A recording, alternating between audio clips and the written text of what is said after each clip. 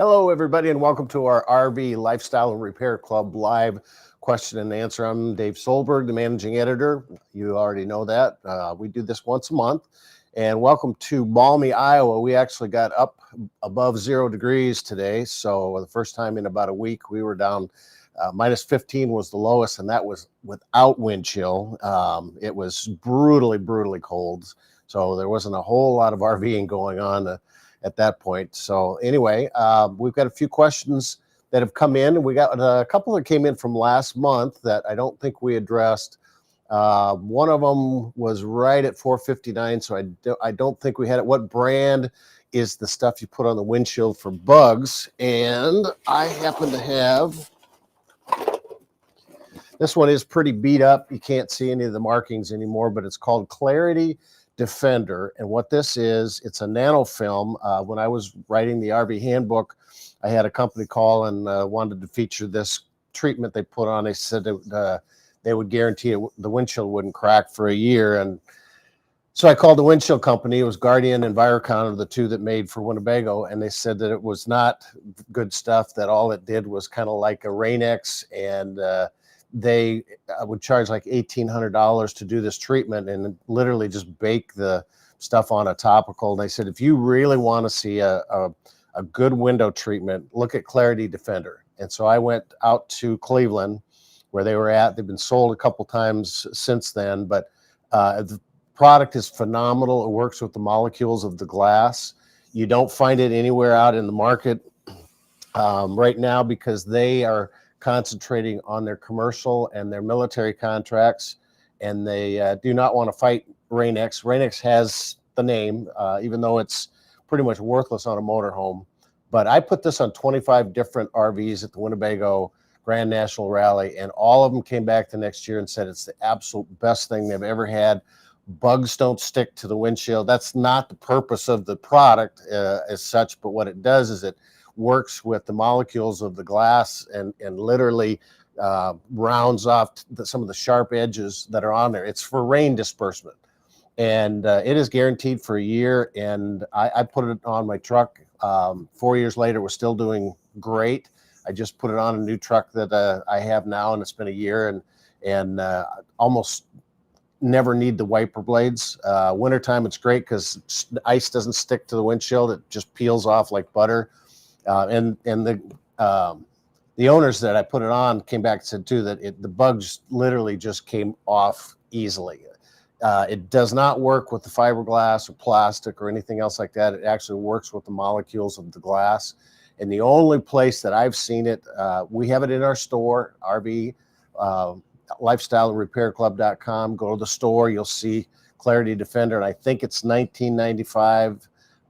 And one of these will do a truck, the front of a windshield of a motorhome. I did the sides of my truck just to keep the ice from forming on it in wintertime. So, but if you break the little vial that's in here and then just coat the glass, you do need to do a little bit of a test on it. If you have any kind of Rain-X or car wash wax that's on there, it's got to be able to touch the glass. So take a cup of water and run it on the windshield, and if it sheets down nice and clear, then there's nothing on it. If it beads up really heavily, then you got to take some barkeeper's friend and a little really fine steel wool and just buff that stuff out once, and then this stuff will last forever. But Clarity Defender, it is in the store, and I do believe there's a $2 off coupon. Judith last week, actually 2 days afterwards, asked, we have a Unity leisure travel van, 2019 25-foot, and wondered if there is a custom tarp or cover recommended. And what I would recommend is go to ADCO, ADCO. They are the premier cover companies, and they have literally hundreds of customized covers, and I'm sure they have something that the leisure travel van is a pretty popular van, so I would guess that they would have something for that. But I really like the ADCO brand of that. So the next one is we have Joe Rodriguez has a 2005 Tiffin Lego Bay, where I have an intermittent where both my roof units, one my roof AC unit, one, and outlet for combo washer dryer will stop working at the same time. They are on separate 20 amp circuit breakers and stop working at the same time. All of the circuit breakers work, including the AC unit 2. Does the electrical panel create this intermittent problem?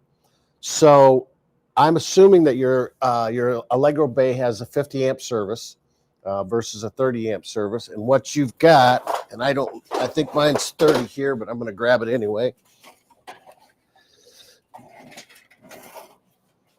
Is this the good one? No, there it is.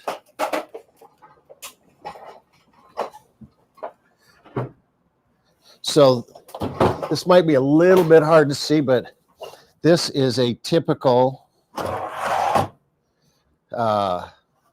distribution center. This one is a 30 amp, but what you see here is you've got power that's going to come into what's called a bus bar, or this bar that runs across where all your pieces are put into your circuit breakers. And so if you had a 50 amp, you'll have two 50 amp circuit breakers. And what that does is it supplies 50 amps to each side of that bus bar. So what might be happening is that you've got one side that the breaker is tripping or going bad or is weak. It's very possible that you have a loose wire in your outlet or your shoreline cord, because it comes up, brings one wire to this side, one wire to this side. So when you have a 50 amp service, you got hot 1 and hot 2, and they're going to come in. Where when you have a 30 amp, you have just one hot 30 amp wire coming in. So it's very possible that that side of your distribution center has an intermittent problem. And you said it, all circuit breaker work, including the second roof air. So the roof airs would be split, and that's what makes me think if you got two roof airs on you, and Tiffin probably has a 50 amp circuit. So I would check, first of all, when you have that intermittent problem, get your multimeter out, check to see if you got power coming in. Do you have power at that circuit breaker? You can isolate, is it from here before the circuit breakers coming in, after the circuit breakers? I'm guessing it's either before or at them and not downstream. So that's the way you can diagnose that. Let's go back up and see here. I know we had, don't forget to download the 50 best state parks. Start traveling your planning trips.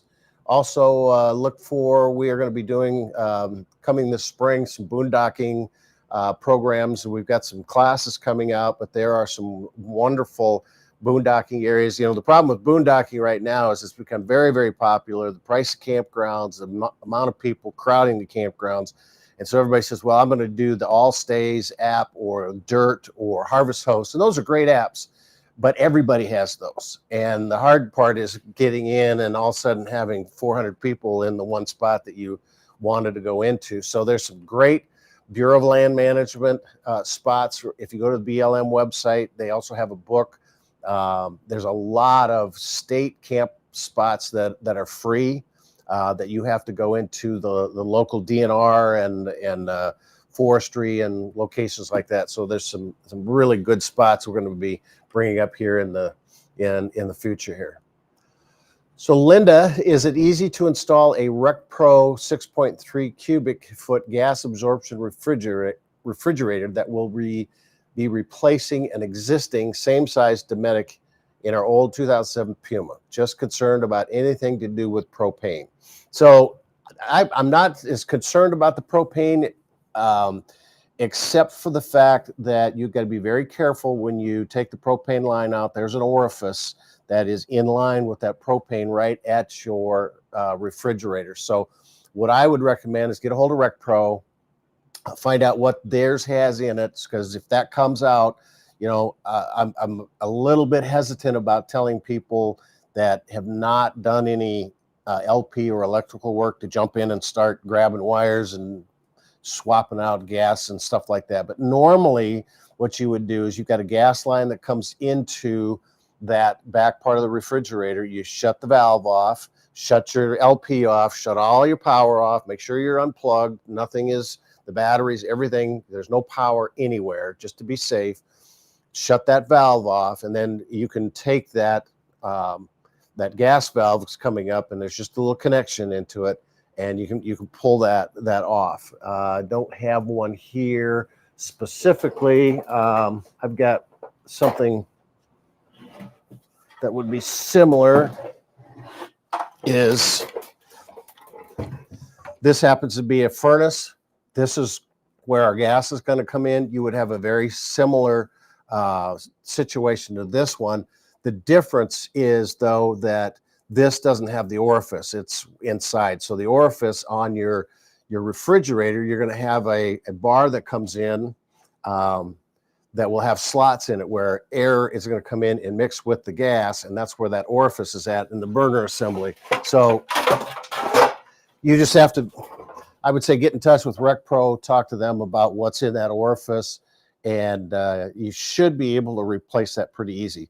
The other thing you have to look at is compartment size, and they say it's the same size, but with new insulation and new technology, 2007 Puma, so you're looking at a unit that's at least 14 years old, and you probably had originally the Dometic, okay, and so your cavity might be a little bit different. Make sure you measure the cavity. I would say the RecPro probably is a little smaller with a thinner box in it because of the insulation that has changed in it, which is fine.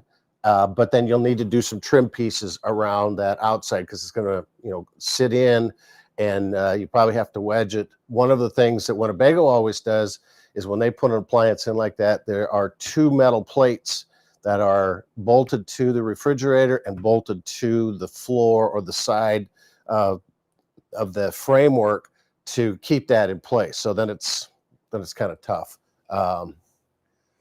So you should be able to do that. Grady asks, I own a 1999 Holiday Rambler Endeavor, and I'm wondering how I replace the tile and subfloor around the toilet after a toilet leak.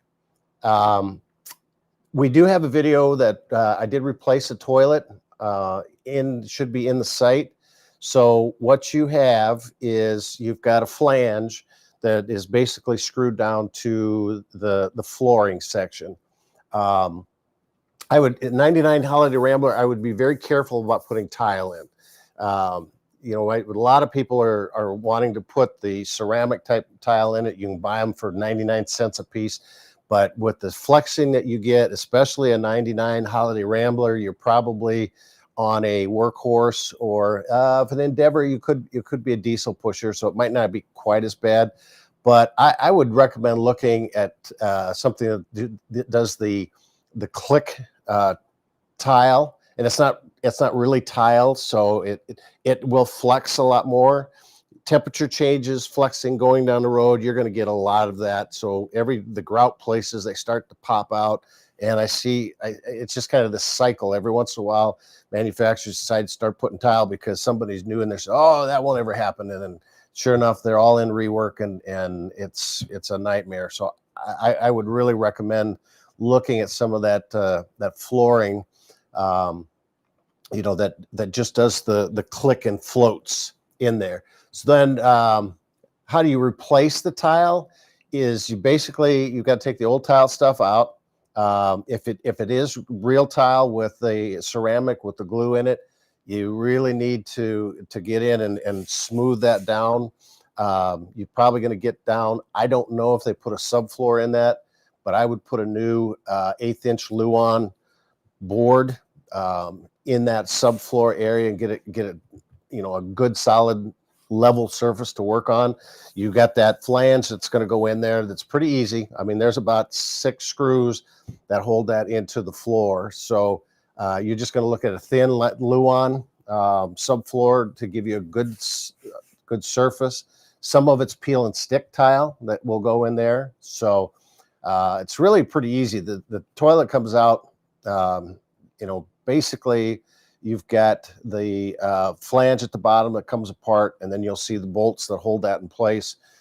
Unhook the water line that comes into it, and that comes out pretty easy.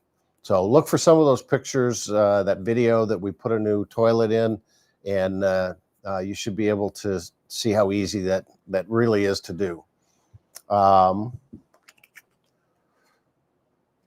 So Ontario RVer asks, having issues with a 2002 Citation turn light. The left turn light does not work, but the brake light works. So I've tried replacing the bulb. The fuses on the truck look intact. I can't find a fuse in the lights, for the lights in the trailer. Should there be a fuse for the turn light? So there's a couple different things. The first thing I would recommend is to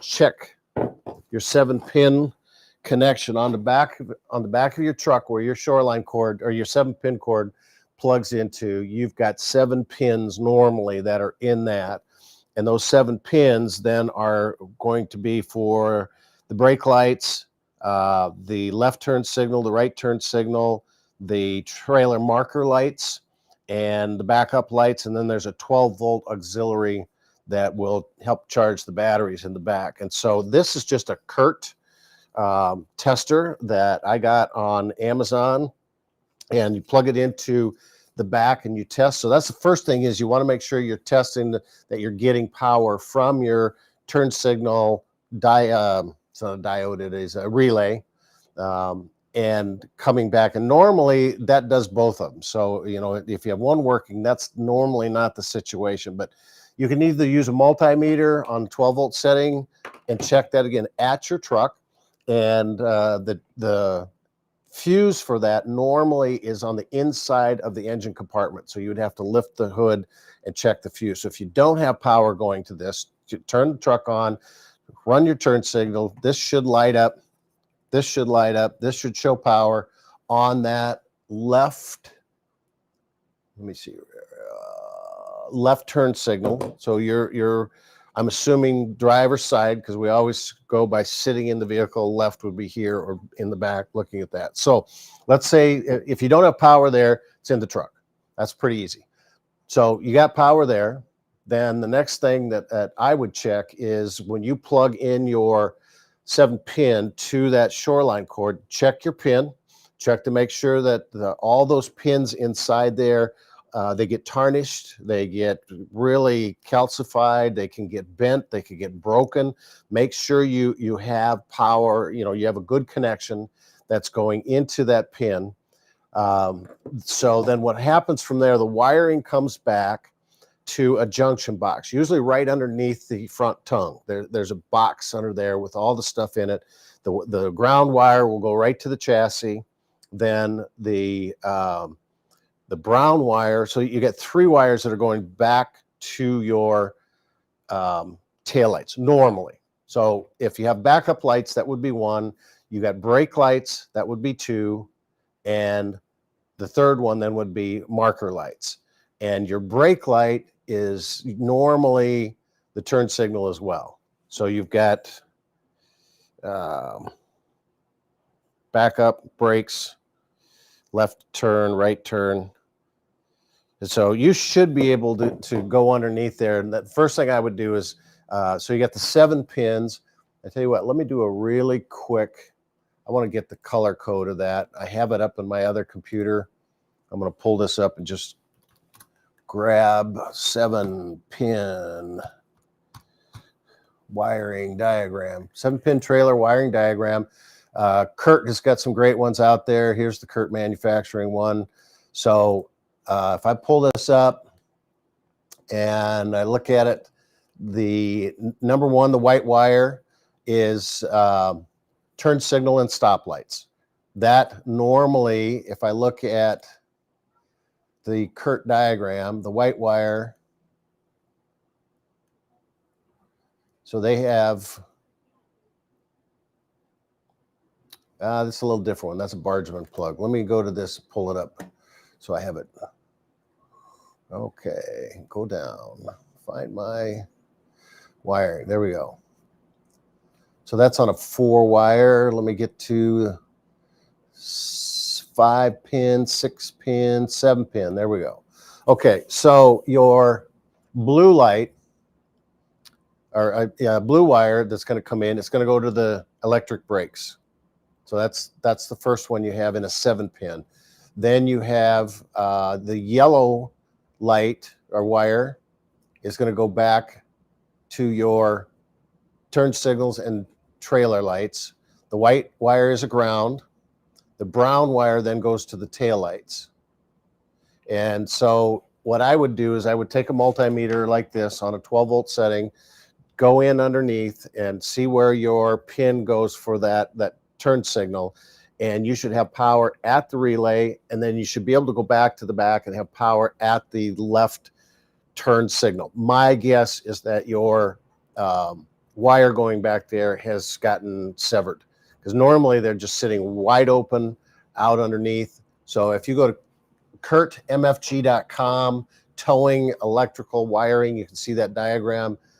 So you should be able to tell, is it at the truck? Is it at the junction box? Is it at the light? If you don't have it at the light, you've got a wire issue somewhere coming from that junction box.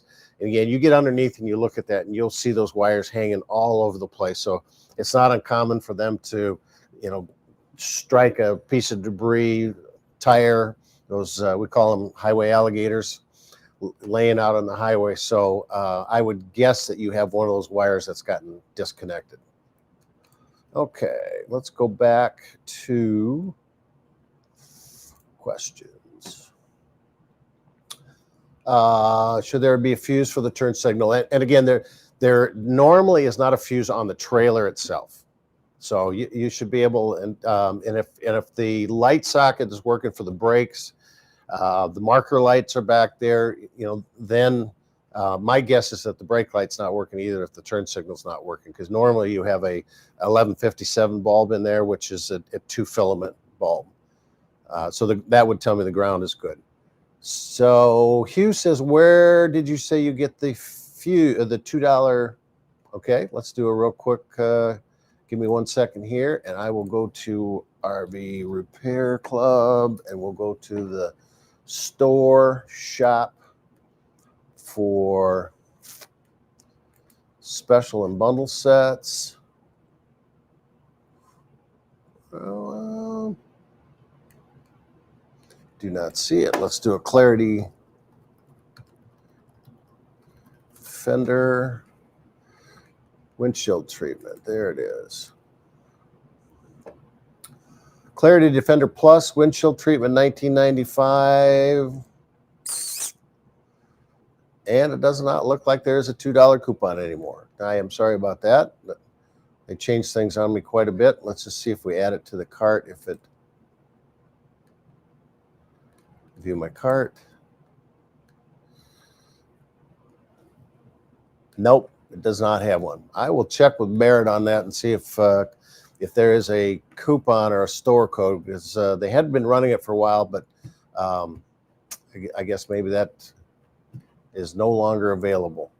Sorry about that, but thank you for bringing that up. Oh, get back here. Where are we? Right there. Okay.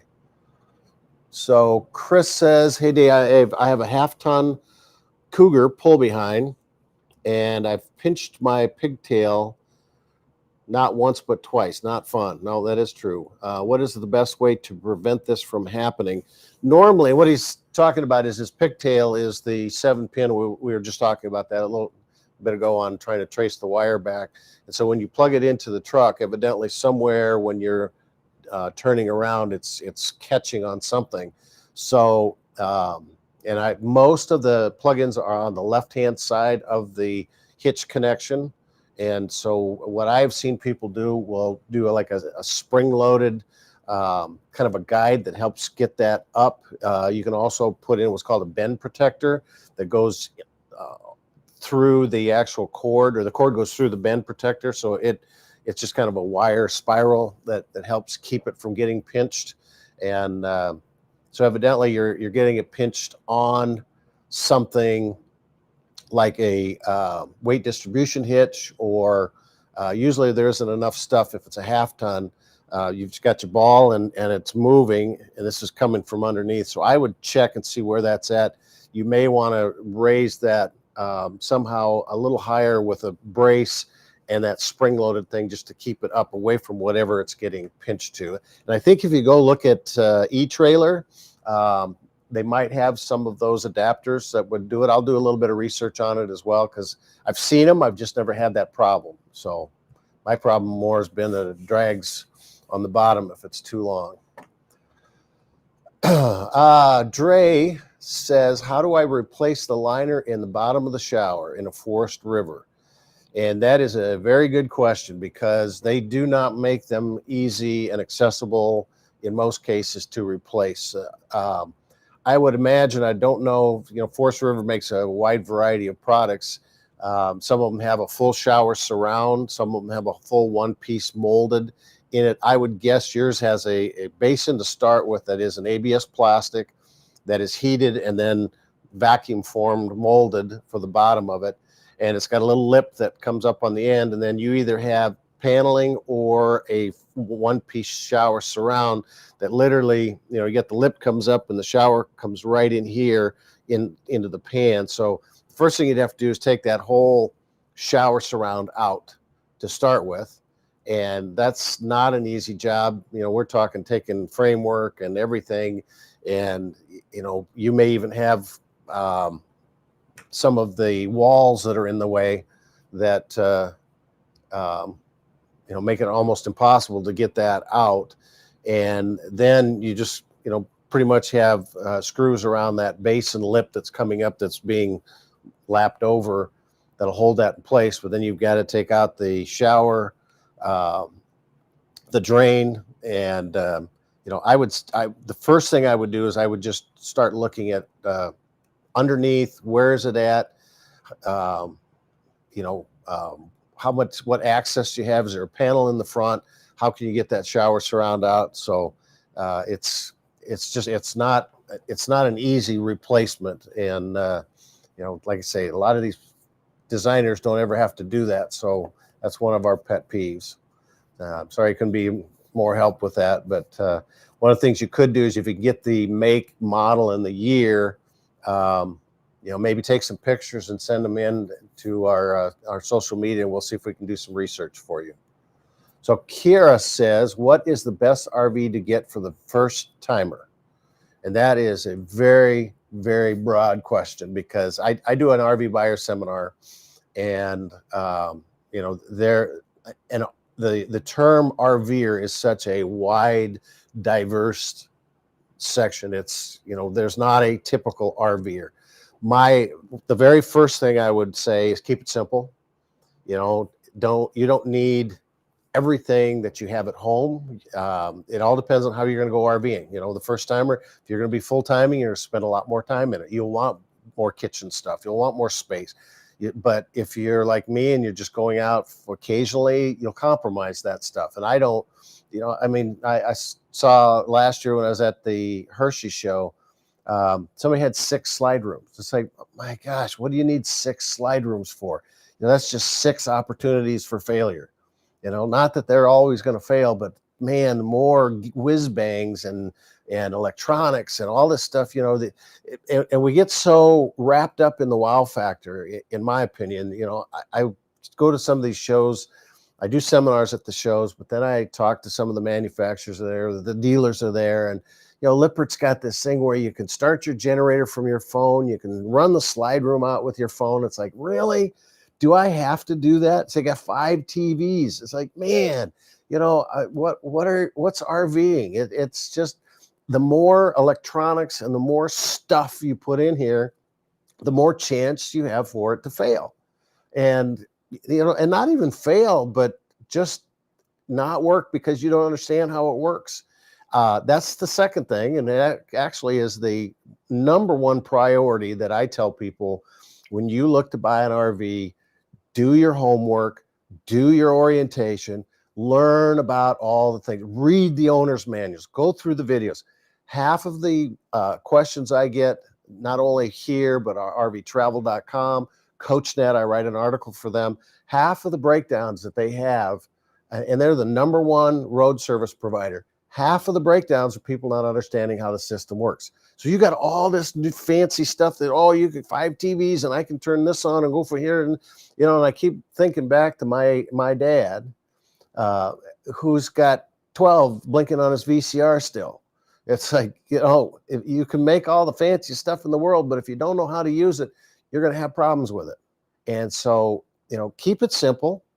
Learn the systems, go through the orientations, go through the videos. Lippert has hundreds of videos on their site. We have hundreds of videos. And one of the things that we did, and we made a conscious effort when we first started this program, is that it's not just RV repair, because I know that a lot of this stuff out there is not understanding how it works. Classic example, I went to the Padre Islands. I was training dealers. I took a prototype out, and I went to Corpus Christi, and I went on to the beach, and you got 60 miles of beach that you can camp for free.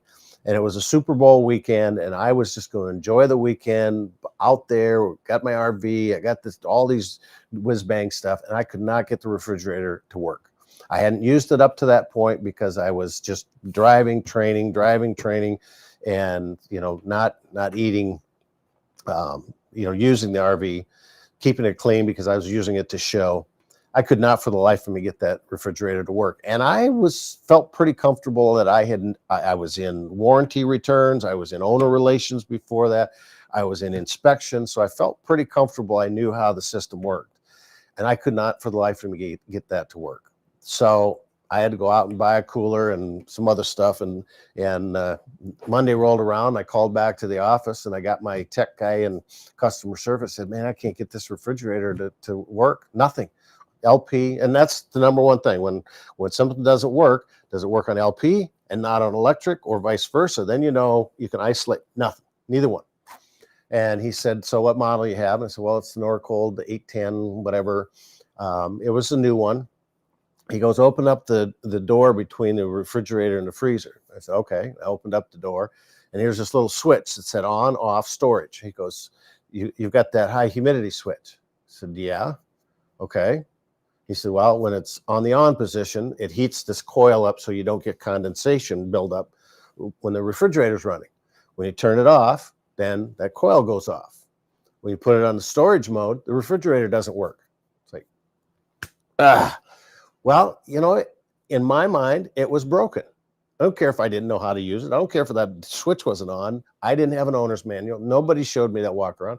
So to me, it was broken. And that is the classic thing, is that you can't walk out of your house and just flip switches on.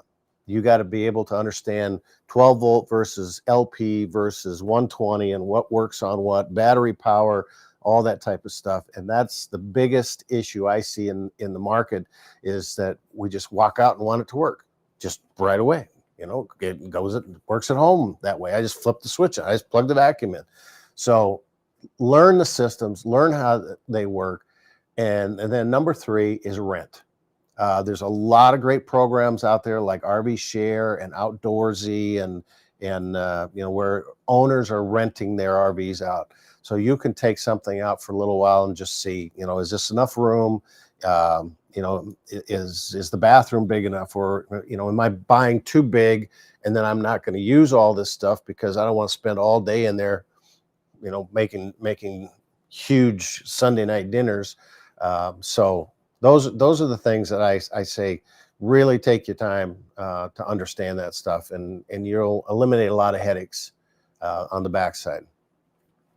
So Bob says, I have a Brinkley Z3100 with a 35K Suburban furnace, which I brought up. I think that's a 30,000. When it gets into the 20s overnight, the highest I can set it is 68, or else it overheats and shuts down. The Brinkley Facebook group has many posts with similar issues. Any tips to keep the furnace running? Thanks. So what's happening is, we'll bring this back up here just to kind of give you an overview of how this works. So when your thermostat is set to whatever degrees you want, let's say it's 68 degrees, it drops down, I think it's about a 3 degree high or low with the thing. Then it sends power to your module board, which on this one is, I believe, over here. Yes. And the module board says, start the fan and exhaust everything. So here is your inside and outside exhaust system. And it's just like this, you would have it on the outside. So what it's doing, it's going to draw outside air into here, run it through the chamber to clean everything out in there, any soot, any gas fumes that may have been in there from beforehand, and then it shoots it outside. So none of that comes inside your RV. So as the fan is running here, it is going to pull interior air from your cold air return, and it is going to run it in here. And normally it goes over the top of the burner assembly, and it would come back then. And so it pulls it in down here, it runs it underneath, and then it comes out into the inside. Two things happen. Number one is this blows and lifts your sail switch, which is right here. That's telling the module board that I have enough power, I have enough 12-volt power, I have enough airflow, go ahead and open the gas valve. And if you don't have enough 12-volt power, and one of the things I would ask, does it do this when you're plugged into shoreline power and boondocking? And the reason I ask that, because if you're boondocking, you could have issues with the battery starting to get just low enough that they're sulfated. This isn't blowing fast enough. You know, it starts off okay, and then the batteries go, ugh. And so it's not pulling the sail switch high enough.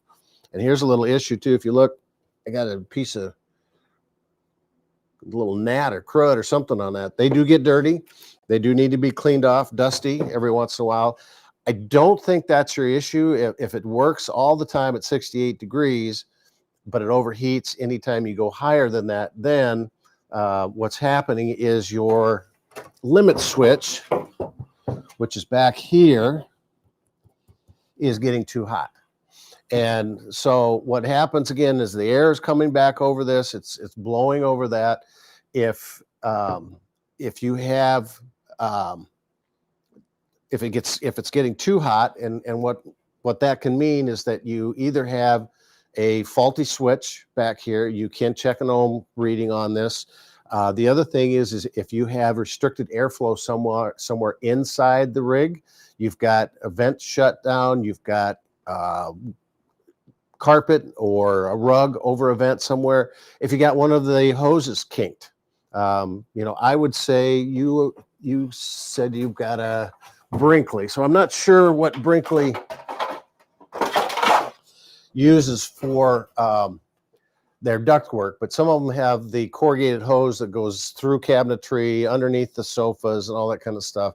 That can get kinked. It can get you shove something underneath it, and it could have low airflow and restriction, and then that just keeps building up heat. It's enough to keep the fan going, but it's not enough to, so it gets over 68 degrees, and it's got some good heat going. It's going longer, and it builds up and it builds up and it builds up, because your heater doesn't have a temperature setting as such. Your heater just turns on, fires up, runs air through it, and blows it. It's not like it has a 65 degree, flame setting and a 70 degree flame setting.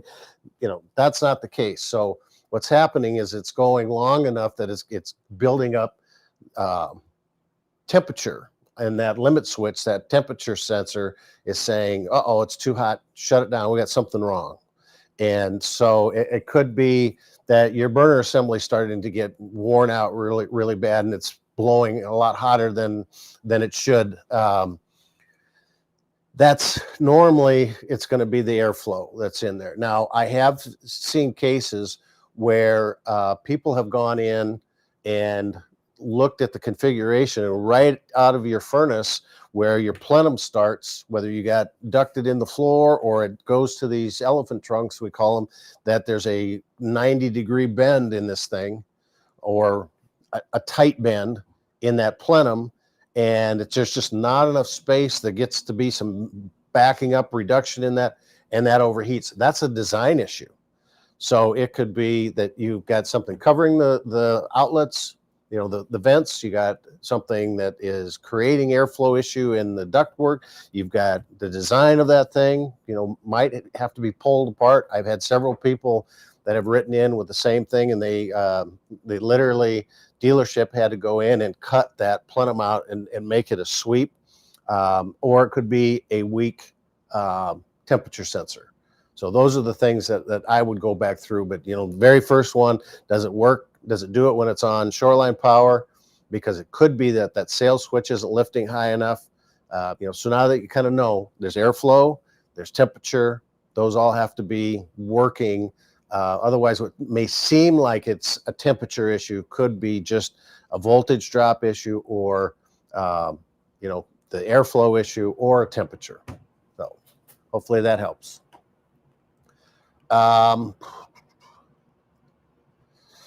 Glenn asks, I am trying to sell my Class A on RV Trader with no luck. Any suggestions? Well, there are quite a few different places out there, and I guess, you know, part of the problem right now is that in 2021, the industry sold 625,000 RVs, twice as many as ever before. The next year, it was about 420,000. Last year, it was about 300,000. I don't know if they got to 300,000. We're seeing a lot of those 600,000 people that decided, I'm going back to work, my kids are going back to school, I really don't like the camping thing. So all those units are hitting the market. We have less people buying right now, and we have dealer inventory that is just skyrocketing. And so the last show that I went to, I am going to a show, in fact, I leave tomorrow for Nashville. So any of you that are in the Nashville area, please come and see me. But right now we're flooded. We have a lot of units that are out there. So, you know, without knowing what kind it is or what it is, I would recommend talking to a dealer about a consignment. You're not going to make as much money by any means. I know, you know, we know that, but you know, the number one thing that sells an RV is looks, impression.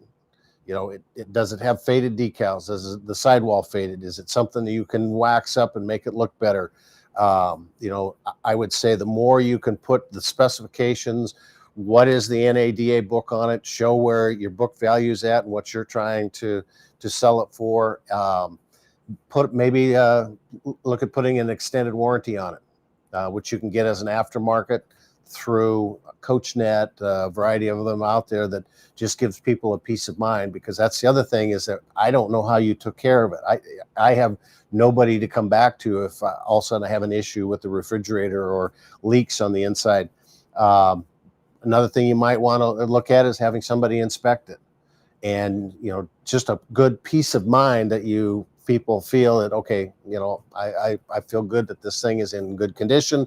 I'm not going to have any surprises. Feel better about buying it. So the more you can prep that, you know, unfortunately we don't have a seller's kit. I think there are a few videos on, you know, some of the things to do to sell your RV. Is, you know, cleaning it up is the number one thing. Make sure there's no leaks and identifying any issues. But you know, that's the thing you can look for. Dwayne says, I have a 2021 Murata 35 BH. Could I use a blower on the roof to remove snow and ice? You can. You know, one of the things that if you get up with a blower on the roof, you've got a pretty slippery roof. You got to be very, very careful with that. You're going to need, I would say you're going to need a pretty hefty blower. You know, some of those 20 volt, what are they, DeWalt, and some of those might do the trick. You know, it all depends on, but I mean, that would probably be a little bit better than trying to scrape it off. They do make some really nice soft paddle plastic roof scrapers that you can.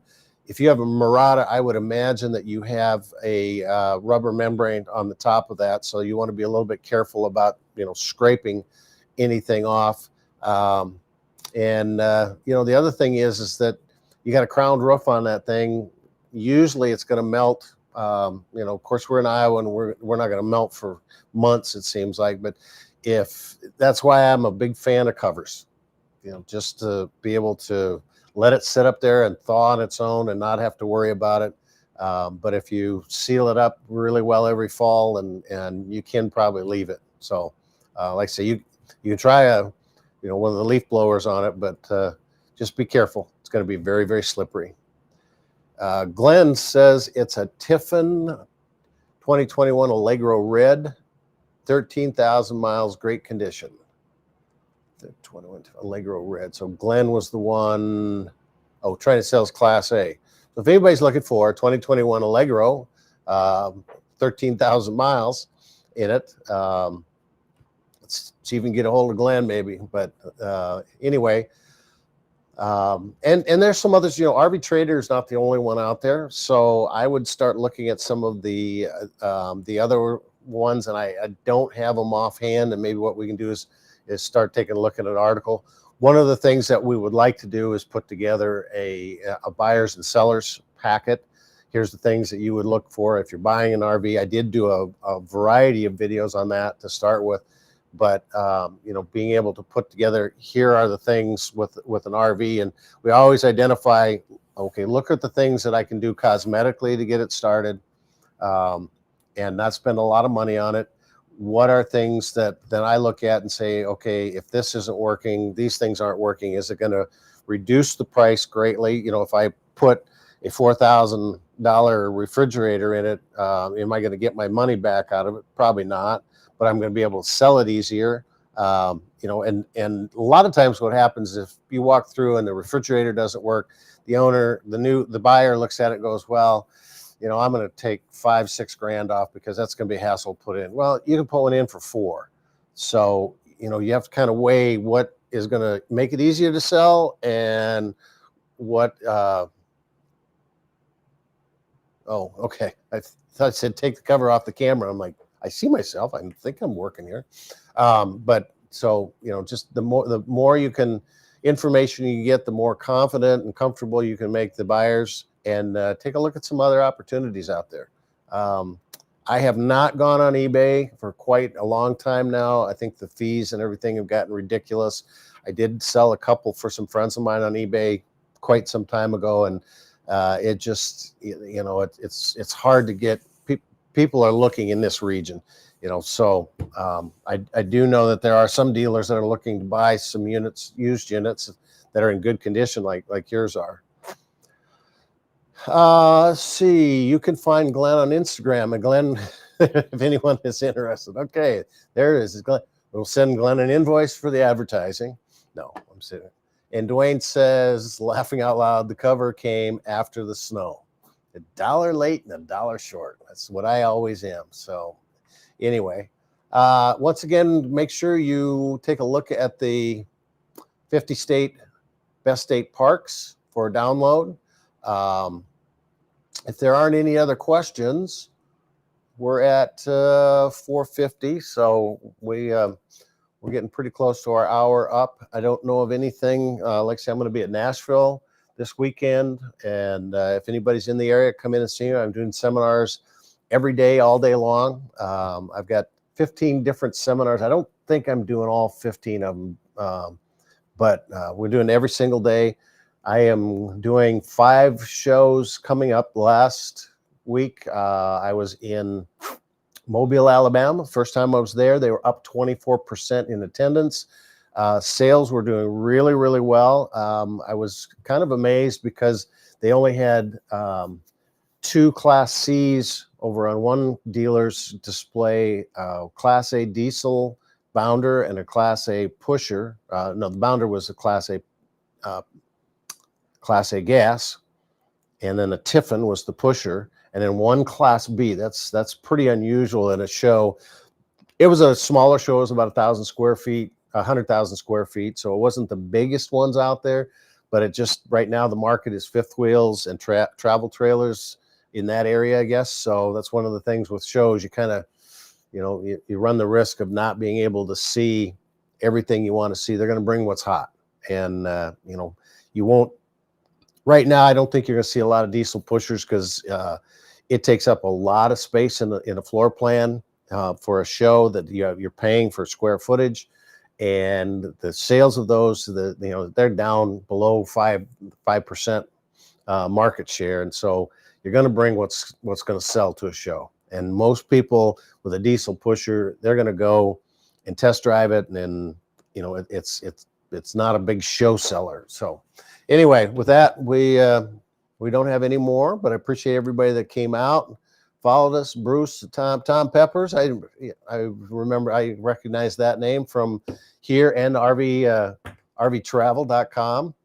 I write a letter article every day for that one, and I've got over 800 now posted in there. So anyway, we've got probably over 300 videos here, and hopefully shooting again when the weather gets pretty nice. I still have that trailer sitting out there. We call it the trailer from hell, but it's getting there. So with that, hopefully everybody has a warm weekend coming up. We'll get our RVs out, hit the show schedule, and I appreciate you coming out and joining us. My name's Dave Solberg, and we will see you next